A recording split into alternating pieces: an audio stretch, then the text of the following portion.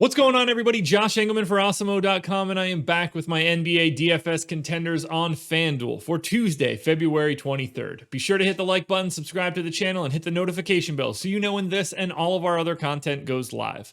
Follow me on Twitter at Josh Engleman so you can get updates to these sim results as we get closer to lock. And go check out The Process, my new show Monday through Friday, 6:30 a.m. Eastern Time, where we set up the slate, we project rotations, we do minutes, usage changes, all that good stuff. We figure out how the sausage is made Monday through Friday, so go check it out. Rounding out the bottom of my top 10 today, though, Jamal Murray, Kyrie Irving, De'Aaron Fox, Jeremy Grant, and NIKOLA Jokic on the outside looking in.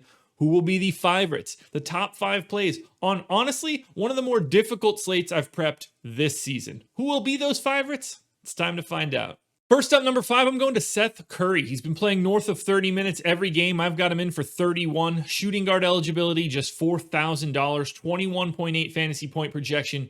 Optimal lineup, 20% of the time. We do not have value out there right now. We don't even really have all that many guys with questionable tags that could skew this data. We're going to end up either having a very difficult slate with not a lot of value, or a lot of guys getting ruled out later that we didn't expect. Both of those things don't seem like they're all that much fun.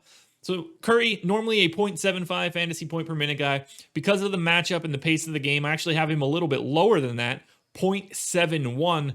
That's enough for me. We're talking 13.5 points and pretty much nothing else. 2.5 assists, 2.5 rebounds. It's not exciting. There's just not places to pay down. And if you want to roster the NIKOLA Jokic's of the world or Kyrie, any of these more expensive guys, you need to find value somewhere. So I'm going to bet on the minutes of Seth Curry. At number 4, I'm going back to my boy, small forward eligibility on KHRIS Middleton, 7,200, projected for 38. The goal's 47. He's in the optimal lineup 20% of the time. We're talking 34 minutes, 1.12 fantasy points per minute, 25% usage, 21.5 points, almost 6 boards, almost 6 assists, pace up spot against the worst defense in basketball in Minnesota. You can't really ask for much else. We saw Middleton break out the last time out. The price tag still too low for his skill set, so I'm going straight back there again. I hope that the public isn't there, but I fully expect them to be there. I want to have a lot of KHRIS Middleton today. I want to have a lot of KHRIS Middleton most days, but especially when he's priced at 7,200 on a slate like today. Speaking of plays I don't want to make, number 3, Michael Carter-Williams, point guard eligibility, 4,500, projected for 27 fantasy points. His goal is 38. He's in the optimal lineup 21% of the time. Now, he's been terrible the past 2 times that he has been mild chalk, and I expect that to happen again because, again, there is no value, and he's going to play 30-plus minutes, likely, in a close game at a $4,500 price tag. 0.9 fantasy points per minute. Normally, I've got him at 0.87 in a pace down spot against the Pistons, but it is a decent defensive matchup. 19% usage, 11 points, 5 boards, 4 assists. He's really doing a little bit of everything, but I just need him to do a little bit of something today. He hasn't been doing that as of late. Number 3 overall for Michael Carter-Williams. I know no one's going to be excited about it. Trust me, I'm not excited about it either. But until we get better options to pay down for, we have to bet on minutes. Now, if you're paying up, I think this one's a no-brainer. Power forward eligibility, 11,300 for Giannis Antetokounmpo. 60 fantasy point projection. His goal is 61.5, so he's hitting that number 44% of the time. He's in the optimal lineup 23% of the time. We're talking 35 minutes, big time rates, 1.71 fantasy points per minute thanks to this matchup against Minnesota, and he does everything. 35% usage, 31 points, 12.5 boards, 7 assists, 2.5 stocks. I don't really know what else there is to say. I don't think that anybody's going to be terribly surprised that I'm recommending Giannis against Minnesota today. You're worried about a blowout, I guess, but if there's a blowout, I assume he's part of it anyway. I have to go to Giannis here. I think he's the clear-cut best pay-up option. Let me be a little bit more specific.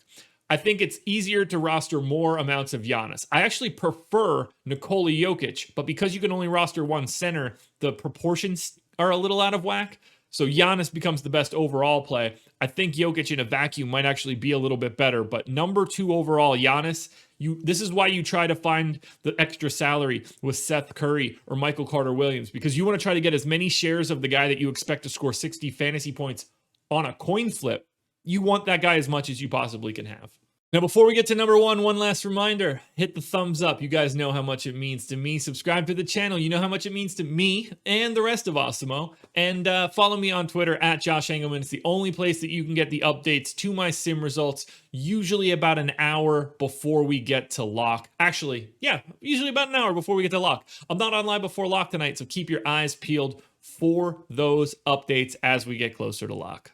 And finally, number one, going straight back to Michael Porter Jr. Small forward eligibility, 5,700, projected for 31.5. The goal is 42. He's in the optimal lineup 25% of the time. Now, this did not go well the last time, but everybody's still hurt for the Nuggets, so I assume that I have to go straight back with another 31-minute projection. I'm actually projecting him lower than normal. He's a 1.07 fantasy point per minute guy. I'm down to 1.02. It's a pace down spot against Portland, but a nice defensive matchup. Neutral usage, 16 points, 7.5 boards, 1 across the rest of the stats. You're rostering Michael Porter Jr. for what his ceiling can be if he gets hot offensively. Luckily for us, small forward and 5,700 on a day without any value, it's really difficult to go a different direction. 1 fantasy point per minute, 30 plus minutes, neutral price tag. That's as good as it gets. So I'm going straight back to Michael Porter Jr. I'm nervous about it, just like I'm nervous about Michael Carter Williams, just like I'm nervous about Seth Curry.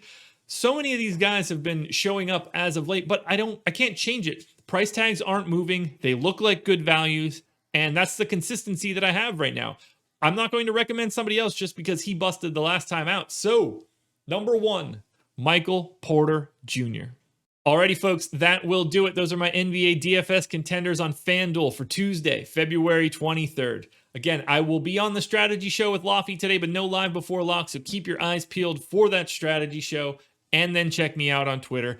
Good luck tonight, everybody. Join me again tomorrow for some contenders, but also for the process show, 6:30 a.m. Eastern Time.